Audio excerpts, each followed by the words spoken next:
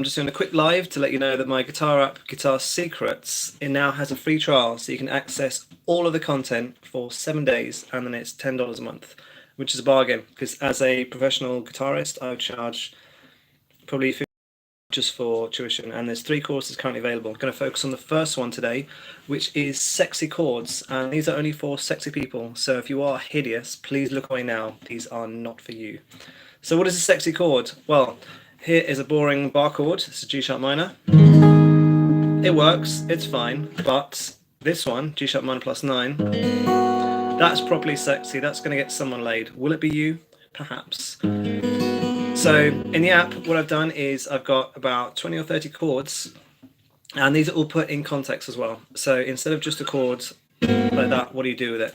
So I've got an example of the chords, how to play it with the tab, and a photograph of the hand, and the photograph is from your point of view. It's not one of these BS different angle. It's exactly how you see it, how you look down on it.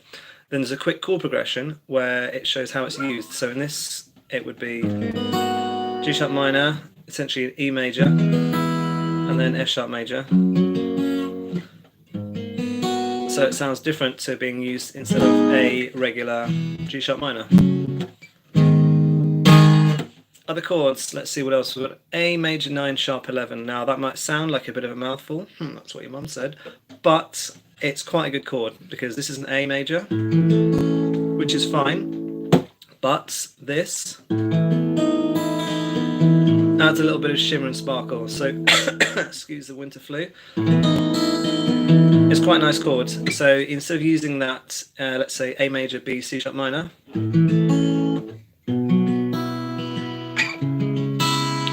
so we've got a B sus4, C sharp minor 7, by then adding this in, adds a little bit of spice. And these can be great for if you've been playing the same songs over and over again. Perhaps you're playing a cover band and you're playing the same songs again and again every week, and you want to make it sound just a little bit more interesting so you don't kill yourself with boredom. Use one of these. Or in songwriting, if you're in the key of E major or C sharp minor, you could just add a little bit of extra, and that is a sexy chord. Yep. So next, B flat 6 is another one in the course, so that is like this. B flat is often a bar chord, which is fine. This is easy to play and sounds a bit different, so that's pretty nice. Then, so there's 2 sections in the book and the course. There is chords which cannot be moved. They use open strings, or this E minor, which is fine, but if you want chords that can be moved, then the section movable chords is for you. So here we have an E flat 6 chord, which is fine, but then if you want to play an F6, just move it up. So instead of a major chord up there, which is a bit awkward, play one of these, which is nice. Some bar chords are super easy. A minor 11 chord or dominant 11 is just one finger. That's what she said. Or like this. And these can be very easy to move around. It's a lot easier than doing this. What else do we have? C minor major 7. So this is quite a rare one. It's considered a vintage sound. So this in C. This is used as a finishing chord usually, so instead of finishing on a minor chord, probably in a jazz song, give it a bit more spice with a nice little smoky jazz club, maybe like a James Bond style chord there. Nice. I've got some, what else? G7 sharp 5, so this is a jazzy chord. So instead of using a G7 chord to finish a jazz song, perhaps you might want to use, which is nice.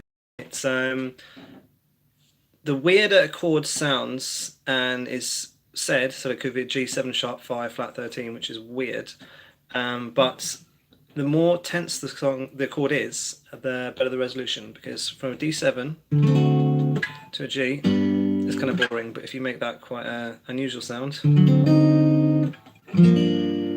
the stronger the tension, the sweeter the release. So it's like drama. So like the more action, drama, struggles the person has to overcome to get to the final resting point, the more it's appreciated when you get there. So this, kind of boring, but then this has a bit more of a whimsical sound. It's a bit more interesting. So that's a quick one for today. Tomorrow I'll be talking about the bar chord toolbox and the ultra simple guitar course. So that is for super beginners.